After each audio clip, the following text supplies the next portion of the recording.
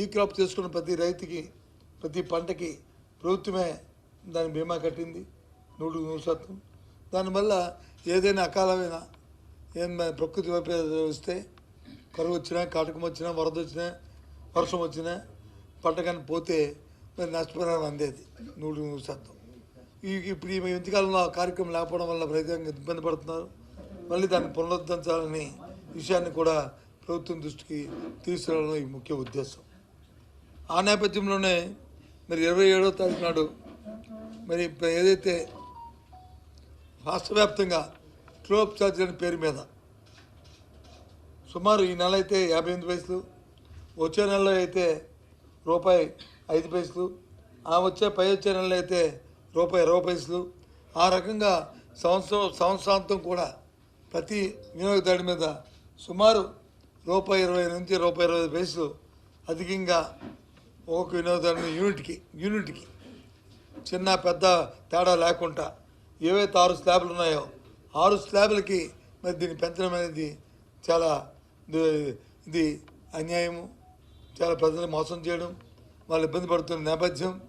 మరి ఎందుకంటే ఎన్నికల ముందు వచ్చి మాట ఇచ్చింది ప్రభుత్వం, 1 పైసా విద్యుత్ ఛార్జీ పెంచము, దాన్ని మేము ఇంకా ధాన్యమైన విద్యుత్ ఇస్తాము అని చెప్పిన నేపథ్యాన్ని చూసా. మరి ఒకసారి తెలియచెప్తూ ఏదైతే పెంచిన ఈ ట్రోప్ ఛార్జీలు 15,000 కోట్ల రూపాయలు ఉందో 9,000 కోట్లు 6,000 కోట్లు ఈఆర్సీ ఇచ్చిన ఏదో ఫైండింగ్స్ ఉన్నాయో అది ప్రభుత్వమే చెల్లించాలని, ప్రభుత్వమే దాన్ని సర్దుబాటు చేయాలని, ఇచ్చిన ఆర్డర్ని మరి రోల్ బ్యాక్ చేసుకోవాలని మరి డిమాండ్ చేస్తూ అన్ని జిల్లా ఎస్సీ ఆఫీసుల దగ్గరికి వెళ్ళి వాళ్ళకి వినతిపత్రం ఇవ్వాలని మరి నిర్ణయించాం. దాంతోపాటు ఎక్కడైతే డిస్కామ్స్ ఉంటాయో డిస్కామ్ల దగ్గర మాత్రం డిస్కామ్లో ఉన్న CMD దగ్గరికి ఇచ్చి వాటికి వచ్చి ఎస్సీలకు ఇవ్వాలనేది ఇచ్చాము ఈ కార్యక్రమాన్ని. అలాగే జనవరి 3వ తేదీ నాడు ఇప్పుడు వచ్చి ఫీజు రింబర్స్మెంట్ని మరి ప్రభుత్వం వచ్చి 7 నెలలైంది. మరి గత ప్రభుత్వంలో ఆగ్రబాద్ ఇవ్వాల్సి వచ్చిన దాన్ని కూడా మరి రిలీజ్ చేద్దామంటే ఎలక్షన్ టైంలో చేయకూడదని అప్పుడున్న అది ఎలక్షన్ కమిషన్ కానీ లేదు ఇప్పుడు ఈరోజు అధికారంలో ప్రభుత్వాన్ని ఆ రోజు ఎన్నికల్లో పిటిషన్ పెట్టి దాన్ని ఎవరికంటే ఆఫ్ చేసిన నేపథ్యం. ఇప్పుడు వచ్చి మొత్తం అంతా కలిస్తే అప్పుడే మూడు వాయిదాలు అయిపోయింది, 4వ వాయిదాకి వచ్చేస్తుంది. ఇప్పుడు వచ్చి రిలీజ్ చేయడం వల్ల మరి విద్యార్థులు అంత ఇబ్బంది పడుతున్నారు. కాలేజీల్లోనే వచ్చి మరి ఫీజు కడితే కానీ పరీక్షలు కూర్చొని మరి చెప్తున్న పరిస్థితిని కూడా మరి ప్రభుత్వం దృష్టి తీసుకొచ్చి వెంటనే 3వ తారీఖు లోపల మరి వాటిని ఇవ్వాలి. దాని మీద కూడా 3వ తారీఖు నాడు దానికి వారికి ఒక వినతిపత్రం కలెక్టర్కి ఇవ్వాలని ప్రభుత్వం ఒత్తిడి తీసుకురావాలని మరి ఈ కార్యక్రమాన్ని కూడా మనం ఉద్దేశించిన విషయాన్ని మరి దానికోసం జిల్లాలో ఉన్న అందరూ జిల్లా పార్టీ అధ్యక్షులు, గౌరవ శాసనసభ్యులు, అలాగే గౌరవ శాసనమండలి సభ్యులు, అలాగే గౌరవ పార్టీ ఇన్ఛార్జీలు, ఎంపీపీలు, జడ్పీటీసీలు, జడ్పీ చైర్మన్ గారు, అలాగే ఆయా నియోజకవర్గాల ఇన్ఛార్జీలు అందరం కలిసి కూర్చొని మరి ఇవాళ నిర్ణయం తీసుకొని దాన్ని కార్యక్రమాన్ని విజయవంతం చేయడానికి ఇవాళ సమావేశం పెట్టామన్న విషయాన్ని మరి మీ ద్వారా తెలియజేస్తున్నాము.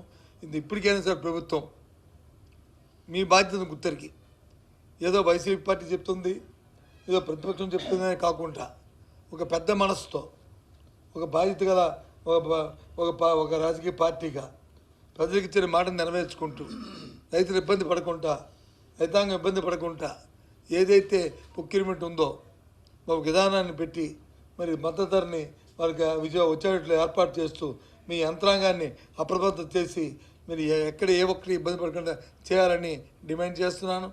అదే నేపథ్యంలో ఇవాళ కరెంటు ఛార్జీలు కూడా రోల్ బ్యాక్ చేసి ప్రజలకి సౌలభ్యం కల్పించాలని చేస్తున్నాము. అదేవిధంగా ఫీజు రింబర్స్మెంట్ రిలీజ్ చేయాలని కూడా మరి డిమాండ్ చేస్తున్నాం.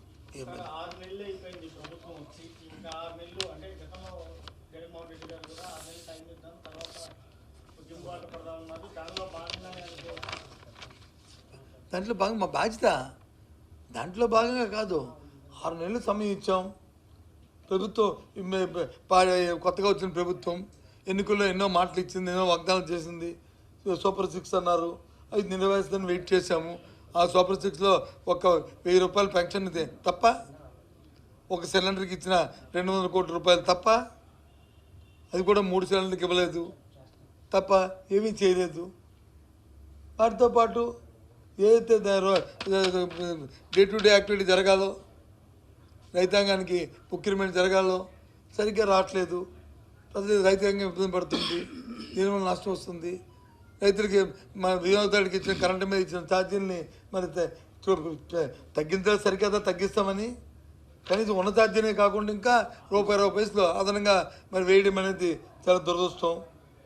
దాని మీద మాట్లాడుతున్నాం.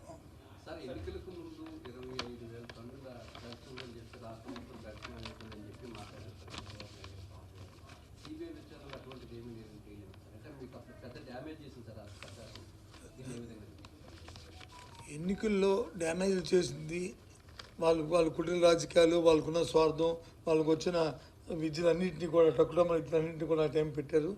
అవన్నీ ఒక ఎత్తు, సరే మీ నష్టమైన పక్కన పెట్టిన భారత రాజ్యాంగంలో దేశంలో అత్యుత్తమైన దర్యాప్తు సంస్థలు ఇంటర్పోల్ కానీ, లేదా ఆపరేషన్ గరుడ కానీ, లేదా సిబిఐ కానీ, ఎక్కడి నుంచో బ్రెజిల్ నుంచి ఇక్కడ వరకు ట్రాక్ చేసుకొచ్చి ఏదైతే ఇక్కడికి వచ్చిన తర్వాత అందులో కంటైనర్లో లేవని చెప్పని ఆ కంటైనర్లు సీజ్ చేసి ఒక ఇద్దరిని అరెస్టు పెట్టి ఈ కార్యక్రమం చేసి వాళ్ళు లేవని చెప్తే అంటే వ్యవస్థ ఎంత మేనేజ్ అవుతుందని ఆలోచించామని కోరుతున్నాను. దీన్ని మనం ఒక్క విషయాన్ని రేపు ఉదయం మళ్ళీ కేంద్రానికి లేఖ రాస్తున్నాను, రేపు అది కూడా రిలీజ్ చేస్తాను. చాలా సంతోషం. మా విశాఖపట్నానికి వచ్చిన మచ్చ ఇక్కడ డ్రగ్స్ని ఇక్కడ నుంచి ఈ పోర్ట్ నుంచి వెళ్ళట్లేదని విషయం తెలియచెప్పడం చాలా సంతోషిస్తున్నాం.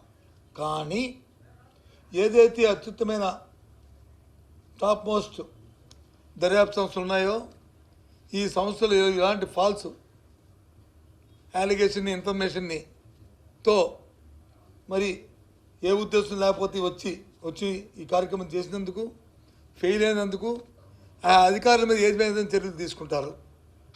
ఎంత నేషనల్ వేస్టు, ఎంత టైం వేస్టు, అంత వేగ్గా,